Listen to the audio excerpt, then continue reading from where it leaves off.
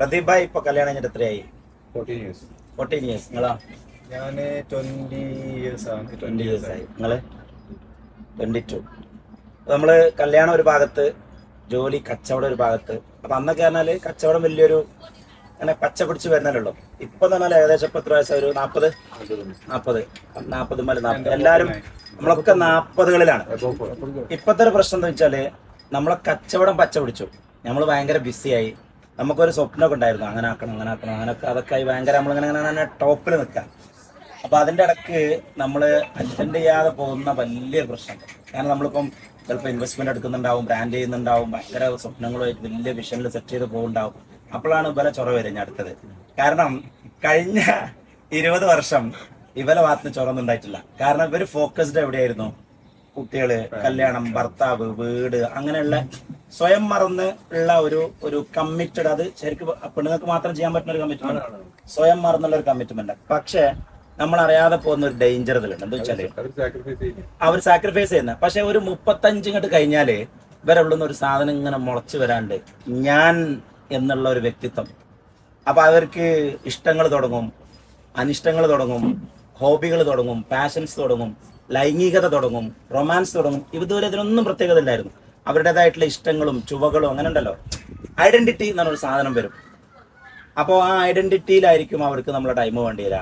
നമ്മുടെ പണ്ടത്തെ മാതിരിയല്ല, കുട്ടികളില്ലാതെ നമ്മളുമായിട്ടൊരു intimate time വേണ്ടി വരിക, ഒരു യാത്രകൾ വേണ്ടി വരിക. അതായത് ഇതുവരെ കുട്ടികളായിരുന്നല്ലോ, കുട്ടികളൊക്കെ വലുതായി പോയി. കുട്ടികളൊക്കെ ഇപ്പൊ കുട്ടികൾ വലിയ കുട്ടികളായില്ലേ?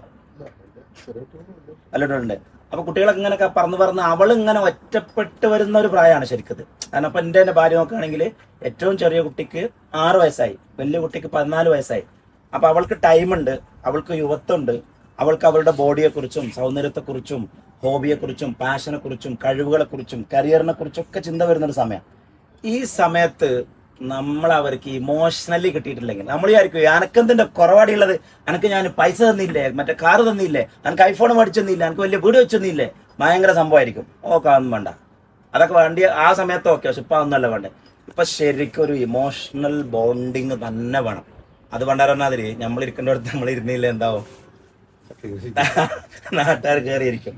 അപ്പൊ അതുകൊണ്ട് തന്നെ ഈ ബിസിനസിന്റെ അതിൽ വേറെ ഡേഞ്ചറും കൂടി ഉണ്ട്.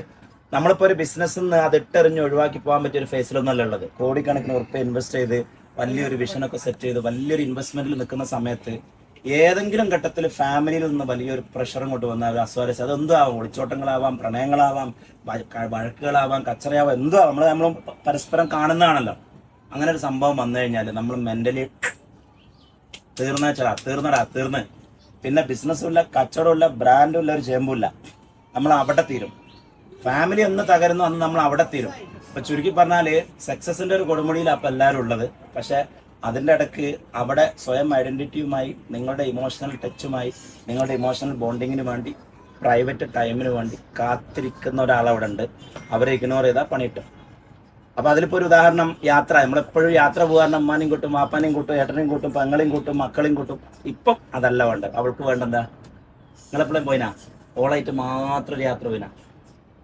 ദൂരം പോയില്ല. ഇപ്പൊ നിങ്ങൾ ആലോചിച്ച്, നമ്മളിപ്പോ ചൈനയില് ഗോയിലിലുള്ള ഈ ഗോയിലിന്റെ നമ്മൾ വന്ന യാത്ര, മക്കളൊന്നും ഇല്ലാണ്ട് ഓളുങ്ങളും മാത്രമാണ്. എങ്ങനെ നമ്മൾ ശരിക്കും ആ ഒരു ചെറിയ ബ്ലോസം, ആ ഒരു ഫ്ലവേഴ്സ്, തുലിപ്പ്, ഇതൊക്കെ കണ്ടപ്പോ നമുക്ക് ശരിക്കും ഓർമ്മ വന്നത് അവളായിട്ട് അല്ല. പക്ഷെ അങ്ങനെ ഒരു ടൈം നമുക്ക് കിട്ടിയിട്ടില്ല. നിങ്ങൾ കിട്ടിയണോ? ഓളായിട്ട് മാത്രം കഴിഞ്ഞ 15 വർഷത്തിൽ എപ്പോഴെങ്കിലും നിങ്ങളൊരു യാത്ര പോയിക്കണം? കുട്ടികളല്ലാതെ ഒരു പ്രയോറിറ്റി അവൾക്ക് ഒരു കൈ പിടിച്ച് ചേർത്ത് ഒരു ബീച്ചിൽ കൂടെ നിങ്ങൾ എന്തെങ്കിലും ഒരു രാത്രി നടന്നിട്ടുണ്ടോ? ഒറ്റക്ക് ഓള് മാത്രം, മൊബൈലും ഇല്ല, ഇൻസ്റ്റാഗ്രാമും ഇല്ല, ബിസിനസ്സും ഇല്ല. പോയി നോക്കണോ? വൈബ് പോരാ. അപ്പൊ ആ ഒരു ബാലൻസ് ചെയ്ത് കൊണ്ടുപോകുമ്പോഴേ നമ്മൾ ശരിക്കും വളരുള്ളൂ. ഈ വളർച്ച അല്ലെങ്കിൽ ഗ്രോത്ത് സസ്റ്റെയിൻ ചെയ്യുള്ളൂ. അല്ലെങ്കിൽ ഒരു ഘട്ടത്തിൽ എന്തായി പോകും? നമ്മൾ ആരും ഇല്ലാണ്ടായി പോകും. ഒരു ഓർമ്മപ്പെടുത്തൽ മാത്രം.